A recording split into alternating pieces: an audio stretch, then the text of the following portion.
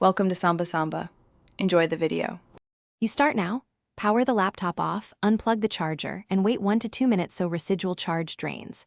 Next, flip the laptop, remove the access panel screws and set screws in separate piles, label them if needed. You should identify the battery label. Voltage and mAh matter because you must match specs. Once done, ground yourself or use an anti-static strap. Make sure you have the proper small Phillips or Torx driver to avoid stripping screws. You now remove the battery. First, unscrew any retaining screws while supporting the pack. Once screws are out, locate the battery cable, grasp the connector body and pull straight out. Do not tug on wires.